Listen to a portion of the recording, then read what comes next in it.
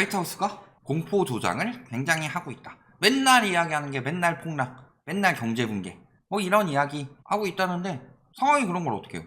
그게 눈에 보였는데. 그래서 이런 웹툰까지 그려졌었죠.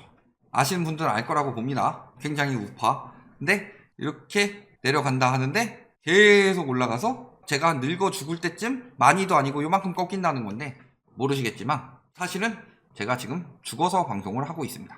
저희가 방송한 지는 몇 년 정도 해야 될까요? 제가 저렇게 늙어 죽을 정도면 50년째 됐고요. 저는 이미 늙어 죽었습니다. 벌써 주름이 자글자글하죠. 머리는 완전 대머리로 빠졌고 옆에도 다 흰머리로 바뀌었고. 그래요? 경제에 대해서 기억자도 모르는 인간이 정치적 논리로 인해서 우리가 문재인 정부 편들어주는 것 같으니까 문재인 정부도 만화책 썼으면 문재인도 깠어요. 김현미도 까고. 중요한 건 정책인데 왜 자꾸 정치적으로 몰고 가냐. 그러니까 이 틀딱이가 와가지고 비난하고 있는데 벌써 이렇게 가기는커녕 이렇게 되기도 전에 이렇게 되고 있죠. 벌써 다시 그리셔야죠. 그러면서 막 많은 유튜버들 계속 오른다고. 얼마 전에 작년 말에 올해 초에 올해 중순까지도 가짜 하락이다.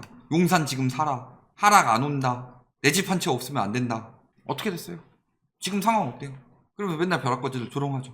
벼락거지들이 듣기 싫은 말. 계속 이런 식으로. 금리 오르고 집값 떨어지는데 뭐 하세요? 잘 생각해보세요. 금리 오르고 집값 떨어지는데 왜 지금 사야 돼요? 멍청아. 코로나 때 산 사람들 다 물렸어요. 코로나 때 샀으면 21년, 22년에 팔아야 되는데 20년 거래량이 반도 안 되고 있다. 1년 7개월 합쳐봤자 반도 안 된다. 거품 낀 서울 수도권 이런 데 보면은 다 물린 거예요. 그 중에 판 사람들 얼마나 되겠어요? 벼락거지 조롱하고 빨리 팔았어야 되는데 금리가 올라가 버리죠. 그러니까 계속 지금 떨어져봤자 많이 안 떨어진다. 지금이라도 사세요. 왜 지금이라도 사라고 할까요? 저들이. 되게 웃긴 게 라이트하우스가 떨어진다고 하는 이유, 조회수 빨아먹기 위해서 이런 식으로 되게 감정적으로 이야기를 하는데 저는 저들이 파라고 하는 이유를 알아요. 지들이 팔아야 되는데 수요자가 없으니까. 어느 쪽이 더 합리적으로 이야기하는 것 같아요? 벌 만큼 벌었으니까 팔아야죠.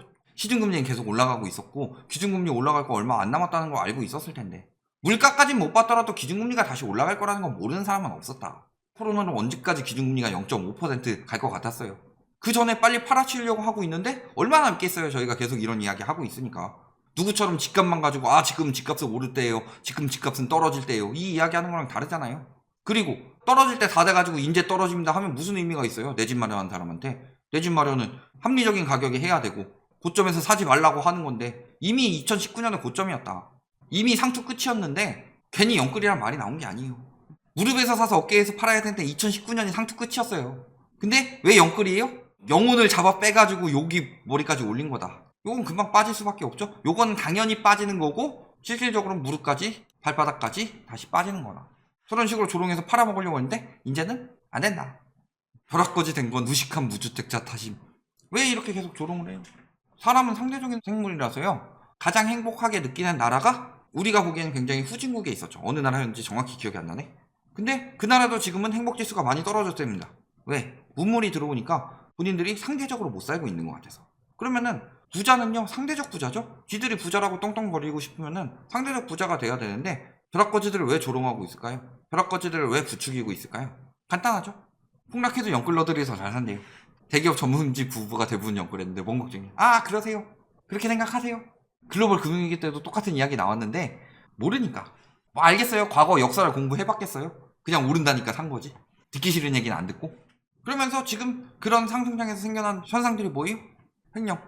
횡령 왜 늘었을까요? 자산 거품이요 급격히 끼면요 이런 사태들이 벌어집니다. 특히 이번 코로나 사태가 역대급이었죠. 횡령 왜 했을까요? 재산이 한 2억 정도 있어요. 비트코인 넣으면 한 4억 될 것 같아. 막 됐어요. 그럼 4억 넣어. 6억 됐어요. 조금 상승가 꺾이겠는데? 그래도 엄청 빨리 오르는데? 그러면은 115억 횡령해가지고 내 돈 4억에다가 6억에다 해가지고 121억을 넣자. 그러면 얘가 요렇게까지는 안 오르더라도 140억까지만 올라도 요거 115억 다시 넣어놓고 내 돈만 엄청나게 번 거 아니냐. 이렇게 생각하고 있는데 개폭락했어. 그러니까 이런데 일하는 놈들은 무리하게 남의 돈을 빼돌려서 한 거죠. 모럴 해저드는요. 지금 영끌족들에게 돈 갚아주고 비트족들에게 돈 갚아주는 걸 가지고 모럴 해저드라고 이야기하고 있는데 물론 그것도 모럴 해저드지만 진짜 모럴 해저드는 저런 쓰레기들이죠. 그런데 도박처럼 한 거예요. 짜니까. 근데 내가 우리은행에서 일하지 않고 내가 오스템 임플란트에서 일하지 않고 내가 구청 공무원이 아니니까 횡령할 돈이 없고 그보다 더 도덕적이라서 비투를 한 거다. 횡령을 할 수 있는 능력과 저렴한 인성을 가진 인간들은 횡령을 했고 아닌 사람들은 비투를 한 거다. 누구나 다 똑같다. 그게 자산 거품에서 항상 생겨나는 일들이고 예전에 뭐 닷컴 버블 이런 건 달랐을 것 같아요. 글로벌 금융위기도 마찬가지고. 그때 무리하게 내 집 마련하는 사람들 얼마나 많이 망했냐. 그러다가 안 팔리고 떨어지니까 뭐 하는 거예요? 사기. 그 다음에 하는 게 사기다. 이게 사회적 현상이에요. 한탕주의가 나도는 시기. 그러니까 너는 파이어족이 될 수 있다 해가지고 한 1000명 꼬드기면요 그 중에 한 5에서 10명 정도가 파이어족이 되겠고 나머지 99%는요 거지 되는 거예요. 진짜 벼락거지. 괜한 욕심에 투자했다가 벼락같이 거지가 된 거. 집 안 산 사람이 왜 벼락거지예요? 자산이 유지가 됐는데? 이런 사람들이 벼락거지지?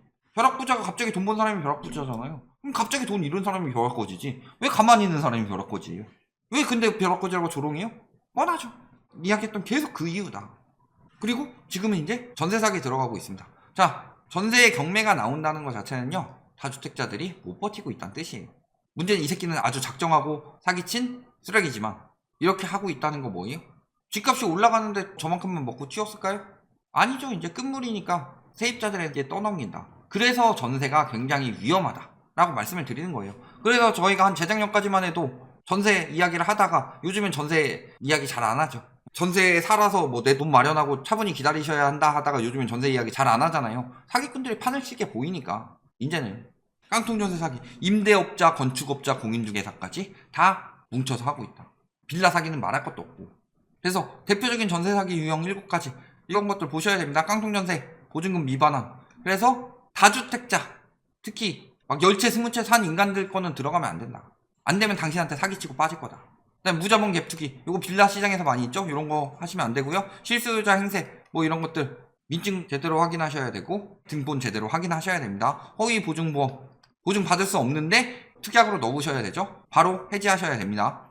불법 중개, 중개원들이 사기치는 거, 뭐 이런 것들 많은데 앞으로 여기서 많이 나올 거다.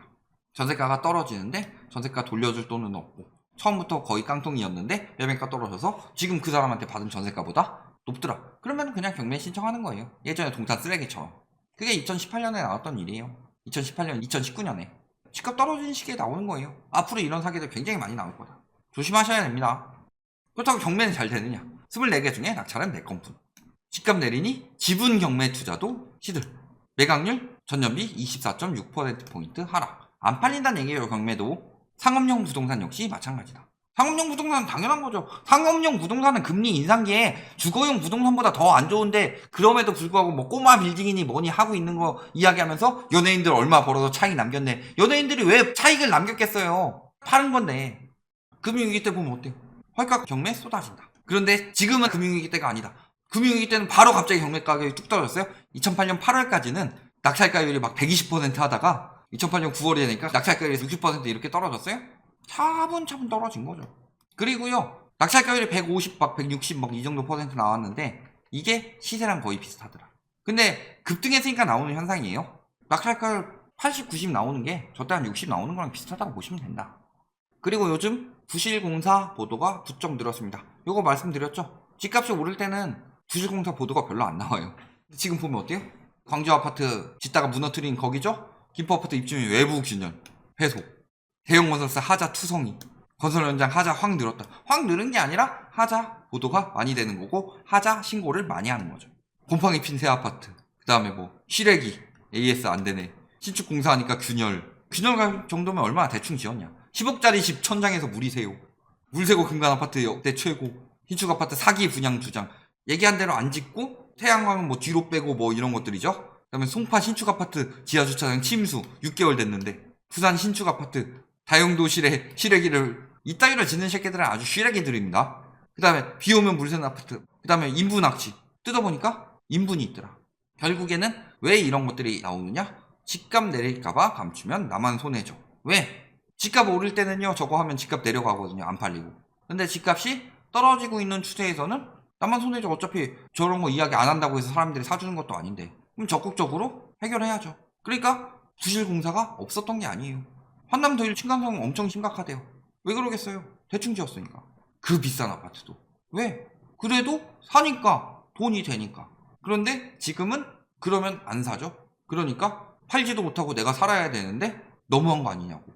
그리고 비리들도 드러나고 있죠. 뭐 송파 헬리오시티도 뭐 입찰 담합, 입대의 업체 유착에 관리비 샌다, 유착해서 이런 것들 다 나오고 있다. 들러리사들 하고 여기서 돈 받아 처먹고 하는 것들. 집값 올라간다고 샀다가 집값은 한계를 맞이했는데 앞으로 일어날 일에서 핵심적으로 보셔야 되는 건 뭐냐. 자, 이게 미연준 대차 대조표입니다. 유동성으로 인한 장기적 우상향, 니들이 말했던 그게 되려면은 이렇게 돼야죠. 그러면 장기적 우상향 인정하겠다. 그런데 지금이 어떤 상황이냐. 글로벌 금융위기가 터졌어요. 돈을 엄청나게 풉니다. 유로존도 터지죠. 엄청나게 풀어요. 그래서 문제가 생겼어요. 고만 풀다가 미중 무역전쟁 터졌다. 그래서 유동성 풀었다. 근데 이거 굉장히 일시적이고 저희가 이때 무슨 이야기를 했느냐, 하이먼 민스키 모델이라고 이야기를 했어요. 일시적인 거다. 그런데 그 뒤에 코로나 터지면서 돈을 이렇게 풀었다. 그리고요, 지금 떨어지는 거 시작이다 라고 이야기하는 거 지금 조금 감소했어요. 7월부터 긴축 들어가기 시작했죠. 근데 앞으로 유동성을 얼마나 축소하느냐, 최소 이만큼. 적어 보인다고 생각하시는 분들 푼 게 얼만데 글로벌 금융위기 때 엄청나게 푼 것보다 코로나 단기간에 푼 게 더 크죠. 그만큼 축소하겠다는 거예요. 이게 앞으로 경제시장에 어떤 영향을 미칠까요? 그러니까 되게 우습게 생각하고 있다니까요. 경기 침체되니까 금리 다시 낮출 거고 돈 푸는 거 없앨 거고. 웃기지도 않은 소리 하지 마라. 저희 유동성이 축소가 안 되는데 물가가 어떻게 줄어드냐. 기름값만 떨어졌다고 되는 거예요? 기름값 왜 떨어졌게요? 달러 가치가 올라가서 떨어진 거예요. 그러니까 원화가치 열심히 올리고 있는 거고. 저기서 멈추면요, 기름값 금방 다시 튑니다. 원자재가 아직 다 떨어진 것도 아니고. 물가가 금방 안정되긴 뭐가 안정돼요? 그래서 경제적으로 모럴 해저드 현상들이 계속 일어나고 있고, 그 다음에 지금 경기 침체 그리고 물가 폭등이 계속 일어나고 있는데, 이 정도까지 사람들이, 사기꾼들이 많고 모럴 해저드가 일어날 거다 이 부분은 이야기하지 않았어도 미국에서 저거 없앨 거다라는 건 몇 년 전부터 경고를 했던 건데, 위험 심리 조장하는 거예요? 그렇게밖에 볼 수 없다면 받아들일 마음이 전혀 되어 있지 않다. 배울 생각도 전혀 없다. 그러면 몸으로 경험하면서 배우는 수밖에 없어요. 한 3년만 더 지나봅시다. 위험을 위험하다고 계속 조장하면서 불안감만 쌓아두고 사람들 집 못 사게 한 쓰레기인지, 아니면 진짜 위험을 경고했는데 니들이 안 듣고 엄청나게 피해보는 상황이 오는 건지. 그때도 지금처럼 위험 조장하고 맨날 뭐가 망하고 맨날 뭐가 붕괴되고 맨날 뭐가 폭락하고 그러냐라고 댓글 달아봐라. 여기까지 말씀드리겠습니다.